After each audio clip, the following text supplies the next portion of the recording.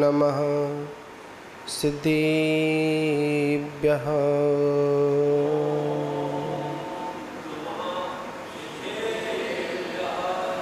ॐ नमः सिद्धेभ्यः।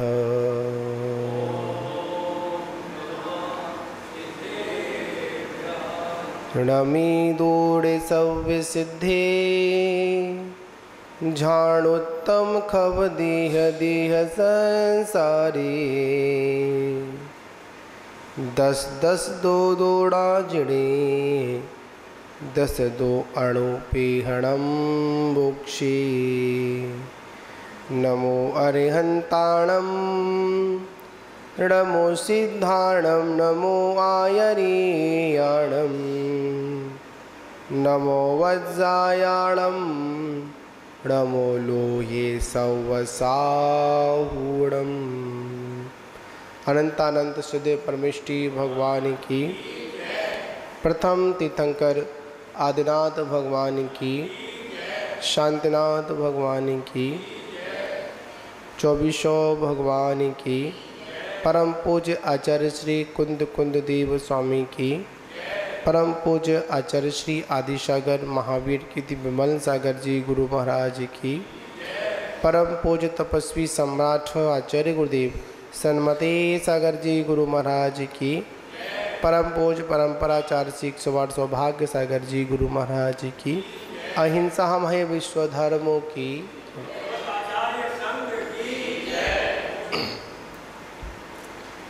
मान बाबू,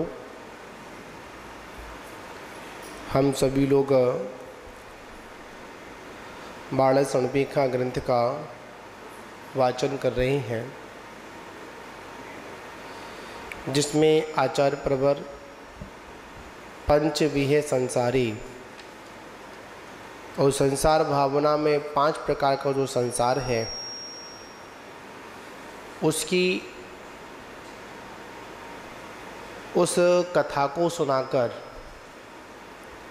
और उस कथा में भी बहुत व्यथा जुड़ी हुई है, और वो व्यथा हमारे दुख की है। आचार्य प्रवर हम सभी को बार बार एक ही संदेश देते हैं, अगर इस संसार की व्यथा को अगर नष्ट करना है तो एक बार अपनी आत्मकथा को श्रवण करें, क्योंकि द्रव्य क्षेत्र काल भव और भाव, जिसमें हम सभी लोग द्रव्य की बात कर चुके, द्रव्य संसार, क्षेत्र संसार की बात कर चुके, काल संसार की बात कर चुके। आज है भव परावर्तन। कौन सा परावर्तन? भाव परावर्तन। परावर्तन शब्द भी कहता है जो परिवर्तनशील है। कभी भी कोई भी जीव एक स्थान पर अधिक से अधिक और कितने समय तक रह सकता है एक स्थान पर, और कम से कम अंतर्मुहूर्त। आचार्य भगवंत कहते हैं एक जीव एक समय पर अधिक से अधिक सिर्फ 33 सागर तक रह सकता है, इससे अधिक नहीं रह सकता है, चाहे वो सर्वासिद्धि हो और चाहे वह 7वां नरक हो। आचार्य भगवंत ने कहा नरक आयु से गति की प्रारंभता होती, नरक, त्रियंच, मनुष्य और देव। जब गति का क्रम होता है तो ऐसे ही आता है, पहले नरक गति आती है, फिर त्रियंच गति आती है, फिर मनुष्य गति आती है और फिर देव गति आती है। नरक आयु में यह जीव जघन्य आयु से लेकर, कहाँ से, जघन्य आयु कितनी है, 10,000 वर्ष। कितनी है? प्रथम नरक की जघन्य आयु कितनी है? 10,000 वर्ष की आयु से लेकर और ऊपर ग्रहविक, कहाँ तक? ग्रहविक तक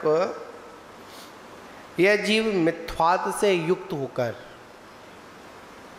अनेकों बार भव स्थित, मतलब भव परावर्तन, भिन्न भिन्न आयु की गतियों को लेकर ये क्या करता है? अपना जन्म और मरण करता है। भव भ्रमण की बहु है कथा। क्या? जो भव भ्रमण है उसकी बहुत लंबी कथा है।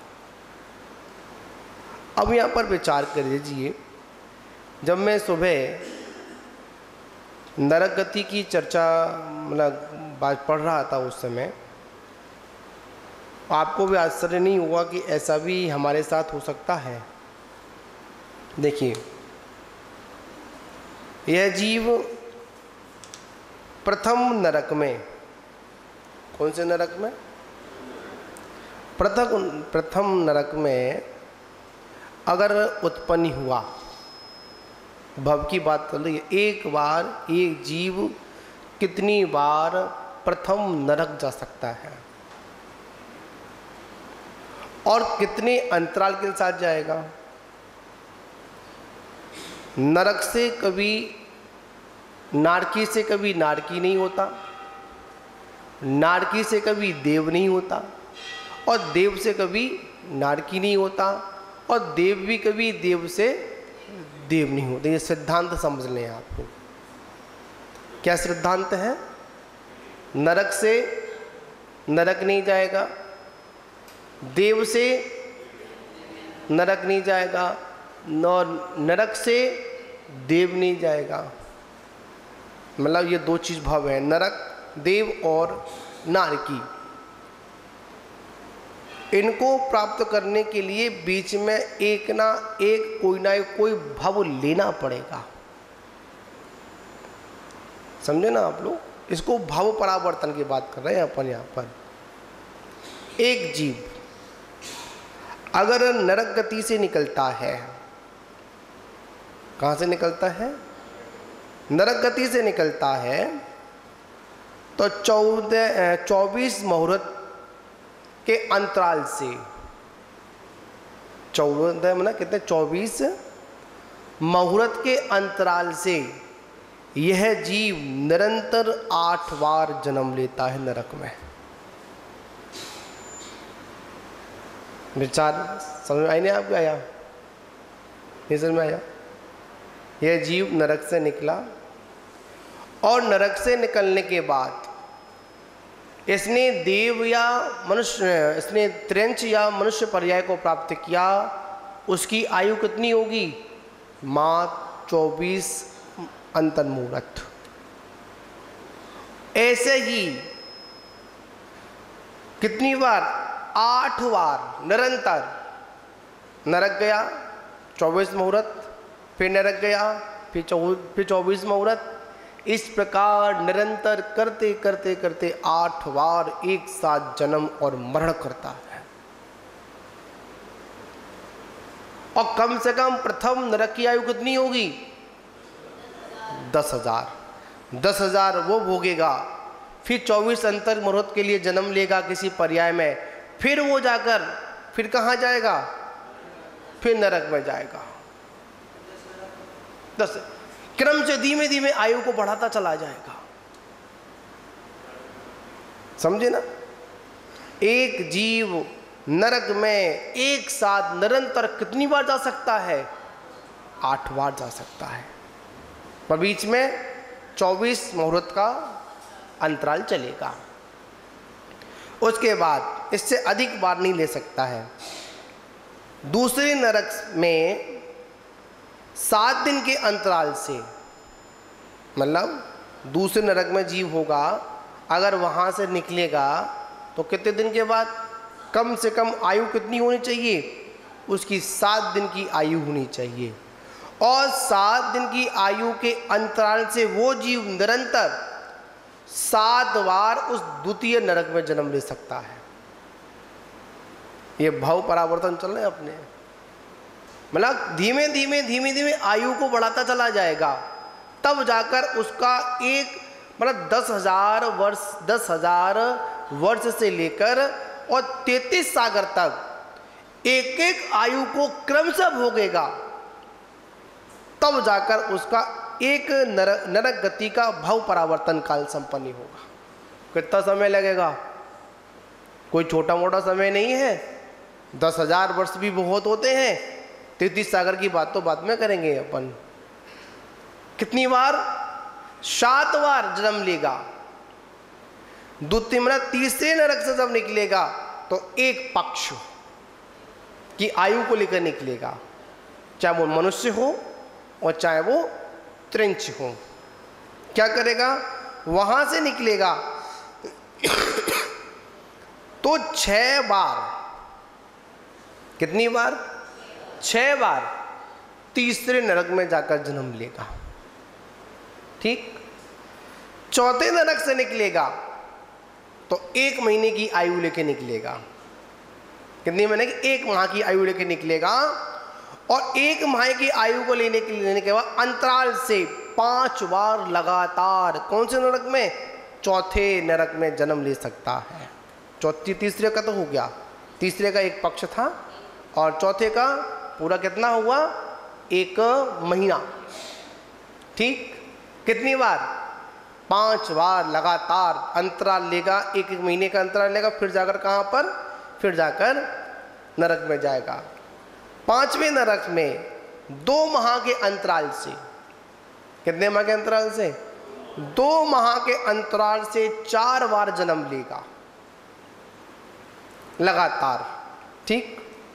6वें नरक से जब निकलेगा तो 4 माह की आयु लेकर निकलेगा और 4 माह की आयु को लेकर निकलेगा। उसके अंतराल से 3 बार क्या कर सकता है?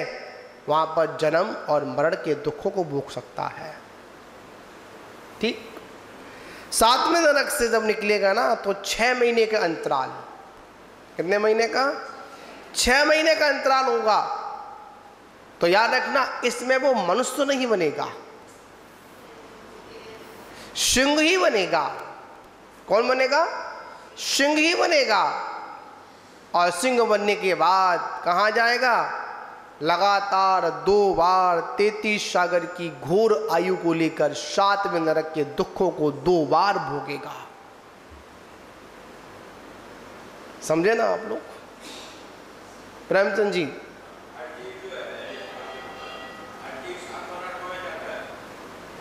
क्या समझा नहीं मैं?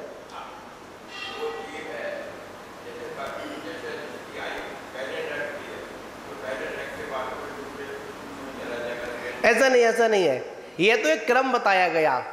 और अगर वास्तविकता देखा जाए, बिरले ही जीव होते हैं वो पूरे पंच परावर्तन कर पाते हैं, बीच में छूट जाते हैं, फिर दोबारा शुरुआत वहीं से करते हैं। ये क्रम बताया। जैसे हमको यहाँ से लेके वहाँ तक जाना है, क्रम से आगे अपन बढ़ेंगे, दिनों दिन बढ़ेंगे, आयु बढ़ेगी, शरीर की अवगाहना बढ़ेगी। तो क्या हुआ? जैसे बीच में पहुँचे और बीच में पहुँच कर क्या हुआ? कहीं पर चूक हो गई, फिर शुरुआत वहीं से करेंगे अपन। ये पंच परावर्तन का विषय ऐसा है, अगर इसका विस्तार पूर्वक अगर किसी के चित्त में अगर बैठ जाए ना,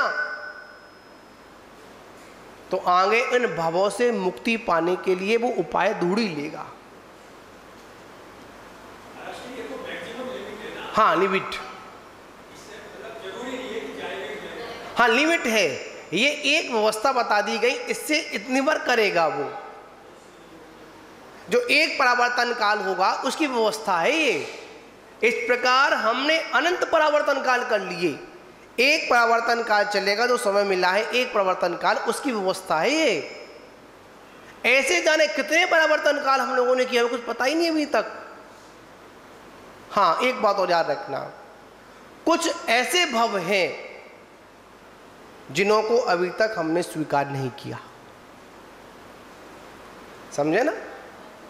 कहते 84 लाख योनियां हमने घूम ली, हमने सारे भव भ्रमण कर लिए। नहीं, कुछ ऐसे भव हैं जिन्हों को अभी हमने स्वीकार नहीं किया। जैसे सर्वासिद्धि के देव नहीं बने। क्या नहीं बने? सर्वासिद्धि के देव नहीं बने। सौधर्म स्वर्ग में तो जन्म हुआ, पर सौधर्म इंद्र नहीं बने। समझे? सौधर्म इंद्र की अनेक प्रकार की इंद्राणियां बने,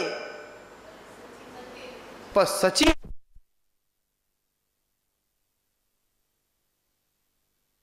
ठीक। 7वें नरक से जब निकलेगा ना तो 6 महीने का अंतराल, कितने महीने का? 6 महीने का अंतराल होगा। तो याद रखना, इसमें वो मनुष्य नहीं बनेगा, सिंह ही बनेगा। कौन बनेगा? सिंह ही बनेगा। और सिंह बनने के बाद कहां जाएगा? लगातार 2 बार 33 सागर की घोर आयु को लेकर 7वें नरक के दुखों को 2 बार भोगेगा। समझे ना आप लोग? प्रेमचंद जी,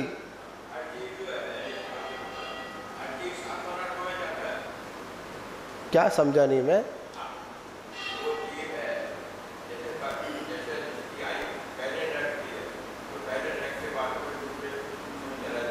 ऐसा नहीं, ऐसा नहीं है। यह तो एक क्रम बताया गया।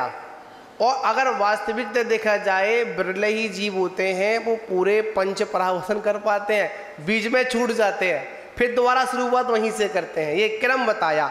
जैसे हमको यहाँ से लेके वहाँ तक जाना है, क्रम क्रम से आगे अपन बढ़ेंगे, दिनों दिन बढ़ेंगे, आयु बढ़ेगी, शरीर की अवगाहना बढ़ेगी। तो क्या हुआ? जैसे बीच में पहुँचे और बीच में पहुँच कर क्या हुआ? कहीं पर चूक हो गई, फिर शुरुआत वहीं से करेंगे अपन। ये पंच परावर्तन का विषय ऐसा है, अगर इसका विस्तार पूर्वक अगर किसी के चित्त में अगर बैठ जाए ना,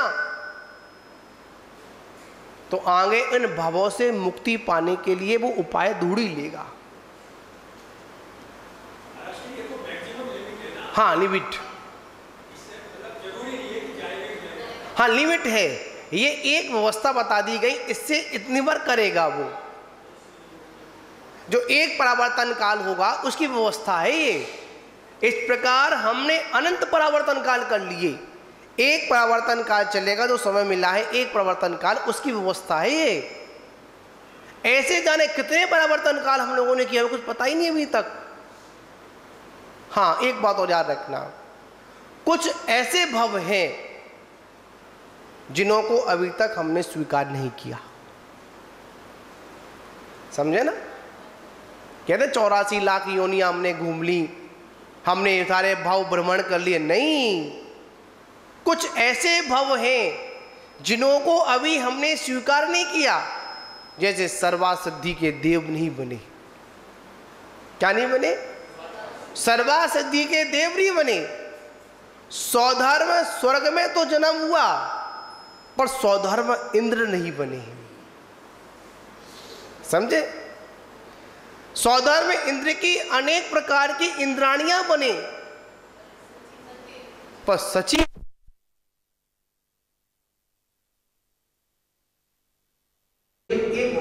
होते हैं, सारे नहीं होते। हम लोकांतिक देवों में उन देव पर्याय को प्राप्त नहीं हुए जो एक भवा अवतारी थे। हम लोकपाल नहीं बने जो एक भवा अवतारी होते हैं। हम अभी तक कोई सलाका पुरुष नहीं बने जो एक भवा अवतारी होते हैं। इसलिए तो कहा नरक आयु से लेकर, मतलब नरक आयु से लेकर, मतलब 10,000 वर्ष की आयु से लेकर 23 सागर, ना कि 33 सागर। जो नवग्रहविक हैं उनके प्रथम ग्रहविक की आयु कितनी है? 23 सागर की आयु है। उसको हमने बहुत बार ग्रहण किया। क्या किया? बहुत बार ग्रहण किया, क्योंकि ये संसार आज और कल का संसार नहीं है। इस संसार की यात्रा बहुत लंबी यात्रा है। विचार कर लिए, ऐसा कौन सा भव था जो हमने स्वीकार नहीं किया। ऐसी कौन सी पर्याय थी इस पर्याय को हमने स्वीकार नहीं, एक बार नहीं जाने कितनी बार स्वीकार किया, फिर भी हमारे अंतरंग में वैराग्य का एक भी बीज अंकुरित नहीं हुआ। इसके पीछे क्या कारण है? कह दिया। आचार्य भगवत कहते हैं आखिर में इस संसार में भ्रमण करने का कारण क्या है? बार बार शुरू से लेकर एंड तक, जब तक मोक्ष की प्राप्ति नहीं हो जाएगी तब तक आचार्य भगवत एक ही बात कहते रहेंगे, जो तुम्हारा जो मिथ्यात्व है ना, यही सबसे बड़ा फजीते का कारण है। अगर ये मिथ्यात्व खत्म हो जाए तो इस संसार, इस जीव को संसार में अधिक समय तक कोई रोकने वाला नहीं है। पर क्या करें, मिथ्यात्व हमारा खत्म ही नहीं होता। आखिर में मिथ्यात्व क्या है? आ तत्वों पर श्रद्धान और तत्वों पर श्रद्धा नहीं। क्या समझे? जो आतत्व है उस पर क्या है? हमारा बहुत सिद्धांत है। वो जो तत्व है उन पर हमारा कोई श्रद्धा नहीं है। अभी हम लोग पार्क गए थे, पार्क, इसलिए आने में देरी हुई। और पार्क में क्या था राकेश जी? वृक्षारोपण था। क्या था?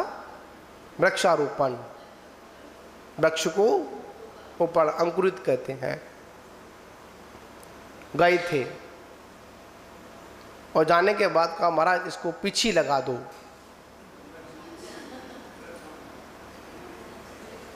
क्या लगा दो? पीछे लगा दो। इनको आप आशीर्वाद दो। क्या? ये हरे भरे रहे। क्या रहे? हरे भरे रहे। हमने कहा कि नहीं, इन वृक्षों को हरा भरा होने का आशीर्वाद नहीं देंगे हमको तो यही, हम तो इनको यही आशीर्वाद देंगे, इनको इस पर्याय से जल्दी मुक्ति मिले। क्या मिले? इस पर्याय से जितना हो सके जल्दी मुक्ति मिले। ये भी एक भव है, और ऐसा भव फल खुद पर लगते हैं। छाया अपनी होती है, खुद धूप में रहता है। जो पथिक आता है उनको छाया देता है, उसको वृक्ष कहते हैं। बताओ, वृक्ष ने आज तक अपने लिए क्या संग्रह किया? कुछ किया क्या? आपके घर पर लगा तो आपके घर की शोभा बढ़ाई। क्या समझे? आपके बगीचे में लगा, फल लगे तो किस पर लगे? पेड़ पर लगे। कभी वृक्ष ने कभी अपने पेड़ ने कभी वृक्ष ने कभी अपने फलों को खाया क्या? नहीं खाया। किसको दिए? दूसरों को दिए। खुद धूप में खड़ा रहा, खुद बारिश में खड़ा रहा, खुद सर्दी में खड़ा रहा। छाया किसको दी? जो वहां पथिक आया उसको छाया दी। महान बाबू, और कितने साल तक? हजारों साल तक खड़ा रहा। बंधुओं, विचार करिए, हमको भी क्या करना है? अगर हम लोगों ने वृक्ष नहीं काटे होते ना तो आज वृक्षारोपण करने की आवश्यकता पड़ती नहीं। आज ये कॉलोनियां बनी, आज बहुत बड़े स्थान बने, ठीक, एक बहुत बड़ा वो बन रहा है, यहाँ पर एयरपोर्ट बन रहा है अंतर्राष्ट्रीय। कहाँ बन रहा है? नोएडा के पास पड़ता है। जेवर बन रहा है ना? जेवर बन रहा है, भारत सरकार बना रही है। पर उस जेवर स्टेशन को बनाने के लिए कितने सारे वनस्पति काय को नष्ट किया गया होगा। समझे ना? आज एक्सप्रेसवे बन गए। पहले मात्र 2 गाड़ी पास होने की व्यवस्था थी। पहले हम लोग जब बिहार करते थे, हमने वो समय देखा है, जब बिहार करते थे तो इधर भी पेड़ हुआ करता था और इधर भी पेड़ होता था, उन दोनों पेड़ों की इतनी मतलब हरियाली होती थी, वो दोनों पेड़ आपस में मिल जाते थे और छाया बन जाती थी, आराम से लोग निकल जाते थे। ना पथिक को दिक्कत थी, ना पथ को दिक्कत थी। समझे ना? आज हम लोगों ने क्या किया, वृक्षों को लगाने से पहले उन वृक्षों को ही साफ कर दिया, और फिर सरकार क्या बोलती है कि वृक्ष लगाओ, वृक्ष लगाओ, वृक्ष लगाओ। पहले तो एक्सपे बना दिए तो वृक्ष सारे निकाल दिए, फिर कहता है कि वायुमंडल में हवा कम हो गई, ऑक्सीजन कम हो गई। अरे ऑक्सीजन कम नहीं हुई, ऑक्सीजन कम हम लोगों ने स्वयं की है। क्यों? आज देखते ना, मतलब कोई मौसम नहीं होता, बारिश हो जाती है। इन पेड़ पौधों का भी बहुत बड़ा एक स्थान होता है इस माहौल को ठीक करने के लिए। तो यहाँ पर क्या आशीर्वाद दिया हमने उनको कि आपको इस पर्याय से मुक्ति मिले। यहाँ पर लगा के तो आज चले गए हम लोग, पर कोई वहाँ पानी देने जाएगा क्या? खड़े हैं, पानी मिलेगा तो मिल जाएगा, नहीं मिलेगा तो खड़े ही है। नहीं, अगर वृक्ष लगाया है तो समय समय पर पानी भी हमको ही देना पड़ेगा, दूसरा देने नहीं आएगा। तो वृक्षारोपण करना ठीक है, वरना क्या होगा, लगा दिया और अगर उसको खाद पानी नहीं मिला तो क्या हुआ, मुरझा गया, अब मुरझा कर उसकी मृत्यु भी हो गई। तो बंधुओं, यहां पर भव भ्रमण की बात है। ऐसे ऐसे भव हैं। हमने भी कभी घास बने होंगे, क्या बने होंगे, घास बने होंगे। हम भी कोई पेड़ पौधे बने होंगे। जब तक आवश्यकता रही तब तक हमको रखा, और जैसी आवश्यकता खत्म हुई वैसे ही हमको जड़ से उखाड़कर बाहर फेंक दिया। ये भव है। पृथ्वी का एक, जल का एक, अग्नि का एक, वायु का एक, वनस्पति का एक। कभी अब पृथ्वी भी बने होंगे, बताओ बने नहीं बने? जन्म लिया हुआ पृथ्वी का एक में, हमको भी खोदा गया होगा। हमारे ऊपर भी अनावश्यक कार्य किए गए होंगे। जल का एक भी बने होंगे, अग्नि का एक बने होंगे, वायु का एक बने, वनस्पति का एक बने, एक इंद्री बने, दो इंद्री बने, तीन इंद्री बने, चौ इंद्री बने। अब कौन बन गए अपन? पांचों इंद्री वाले बन गए। और पांचों इंद्री बनने के बाद भी, संगी बनने के बाद भी, समझ होने के बाद भी, फिर भी ये पंच परावर्तन हमारे समझ में नहीं आए, तो आचार्य कहते हैं ऐसा दुखों को अनादिकाल से भोगा है और आगे भी भोगते रहोगे।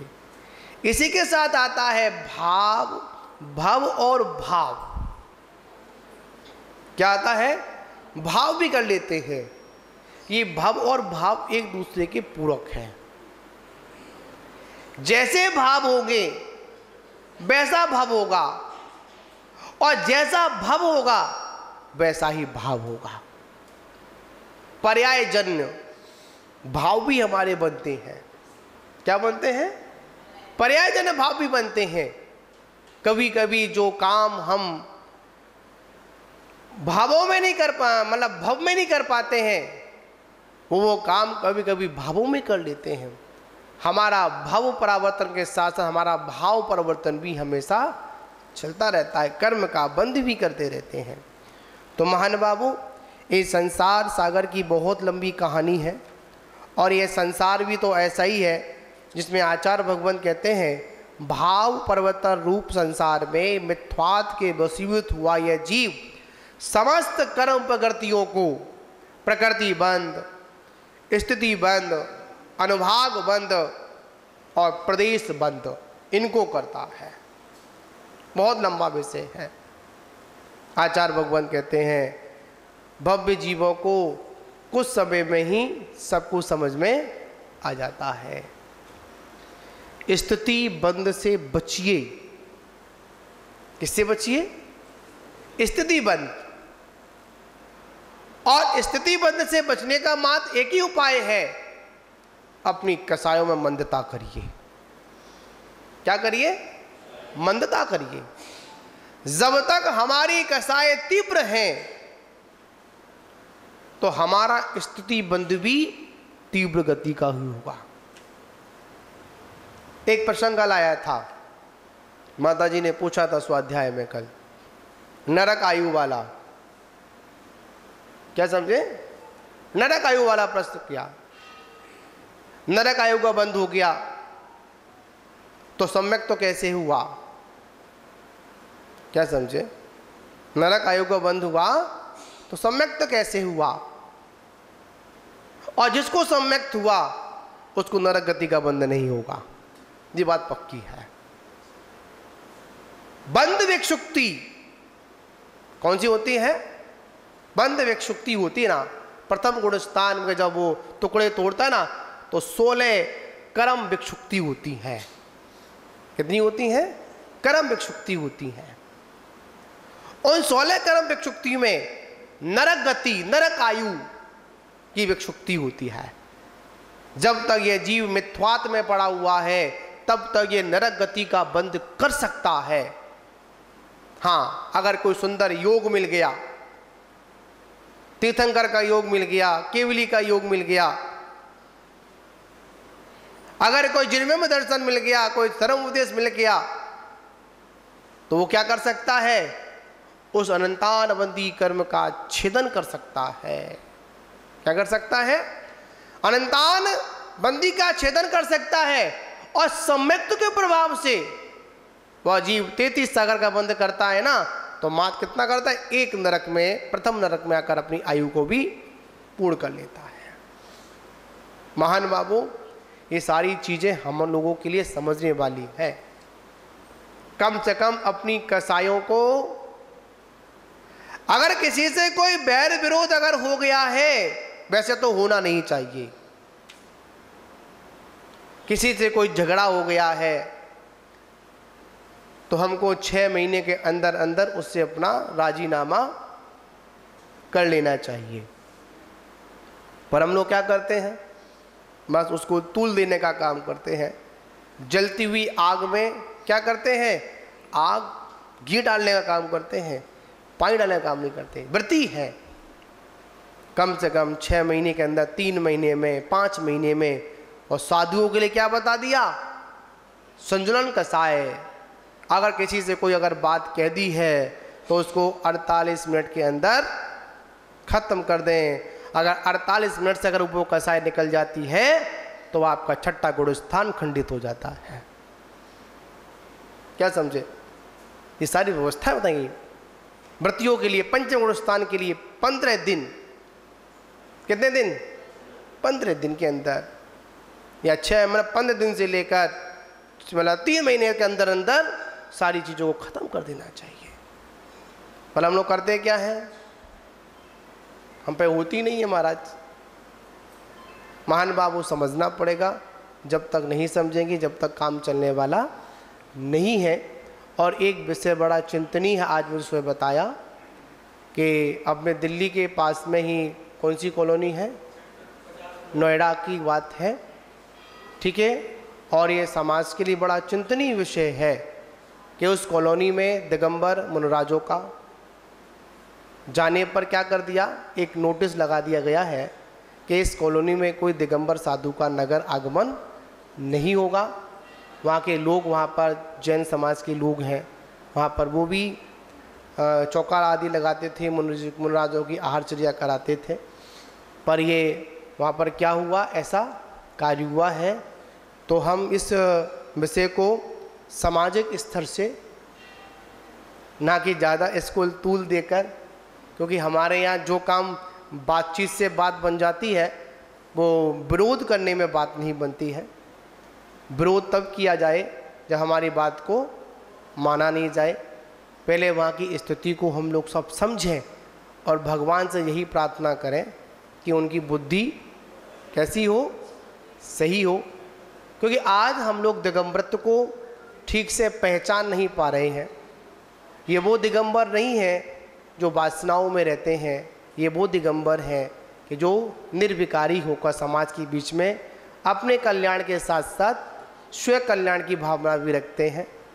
और ये दिगंबर परंपरा अनादि की परंपरा है। इस परंपरा को अगर जीवंत रखना, अभी तो भाई बहुत लंबा समय है, अभी तो कुछ ही वर्ष निकले हैं, अभी तो 18,000 वर्ष इस जिन शासन को लेकर जाना है। कहाँ लेकर जाना है? बहुत लंबा समय अभी हमारे पास में है। अगर इसी प्रकार अगर हम लोग भटकते रहेंगे तो क्या होगा? और चिंता मत करो। और हम तो एक बात बोलते हैं, जितना जितना विरोध होता है ना, उतना उतना जितना जितना जिन शासन का विरोध हुआ, उतना उतना जिन शासन ये निखार लेकर आता है। और दिगंबर याद रखना, अच्छी चीज का हमेशा विरोध होता है। क्या समझे? विरोध वही है, रुकावट वही है जहाँ पर कुछ अच्छाई होती है। बुरी चीज़ का कभी विरोध होता ही नहीं है। ठीक है ना? तो हम फिर भी हमको दिगंबर साधुओं के जो बिहार पर जो आपत्तियाँ आ रही हैं, जो विघ्न आ रहे हैं, तो श्रावक अपने स्तर से क्या करे? इसका रास्ता निकाले। आज वहाँ की शुरुआत हुई है, तो हो सकता है ये धीमे धीमे शुरुआत अगर वहाँ से अगर हुई है तो ये पूरी NCR में भी दिक्कत आ सकती है। तो सभी को ये दिल्ली के लिए बड़ी, और दिल्ली के लिए नहीं, ये पूरे देश के लिए एक चिंता का विषय है। आगे दिगंबर साधुओं का बिहार हमको कराना है, उनकी चर्या को कराना है। तो कैसे कराएंगे? इस तब करा पाएंगे हम सभी लोग पहले एकजुट होकर, आपसी मनमुटाव मिटाकर और दिगंबर साधुओं की सुरक्षा में, जिन शासन की सुरक्षा में लगे, तभी काम चलेगा। बातों के बताते फोड़ने से कुछ नहीं होगा, कुछ क्रियात्मक समाज को करना पड़ेगा। क्योंकि समाज का कर्तव्य है निर्गंत साधुओं की धर्म की क्या करना? रक्षा करना। इसी पे विचार करेंगे। जय बोलो महावीर भगवान की। चलिए पूज्य आचार्य जी को सुनेंगे। तब तक ये नरक गति का बंद कर सकता है। हाँ, अगर कोई सुंदर योग मिल गया, तीर्थंकर का योग मिल गया, केवली का योग मिल गया, अगर कोई जिन्मय में दर्शन मिल गया, कोई धर्म उपदेश मिल गया, तो वो क्या कर सकता है? उस अनंतान बंदी कर्म का छेदन कर सकता है। क्या कर सकता है? अनंतान बंदी का छेदन कर सकता है। और सम्यक्त के प्रभाव से वह जीव 33 सागर का बंद करता है ना, तो मात कितना करता है? एक नरक में, प्रथम नरक में आकर अपनी आयु को भी पूर्ण कर लेता है। महान बाबू, ये सारी चीजें हम लोगों के लिए समझने वाली है। कम से कम अपनी कसायों को, अगर किसी से कोई बैर विरोध अगर हो गया है, वैसे तो होना नहीं चाहिए, किसी से कोई झगड़ा हो गया है, तो हमको 6 महीने के अंदर अंदर उससे अपना राजीनामा कर लेना चाहिए। पर हम लोग क्या करते हैं? बस उसको तूल देने का काम करते हैं। जलती हुई आग में क्या करते हैं? आग घी डालने का काम करते हैं, पानी डालने का काम नहीं करते। व्रती है, कम से कम 6 महीने के अंदर, 3 महीने में, 5 महीने में। और साधुओं के लिए क्या बता दिया? संजुलन कसाय। अगर किसी से कोई अगर बात कह दी है तो उसको 48 मिनट के अंदर खत्म कर दें। अगर 48 मिनट से अगर वो कसाय निकल जाती है तो आपका छठा गुण स्थान खंडित हो जाता है। क्या समझे?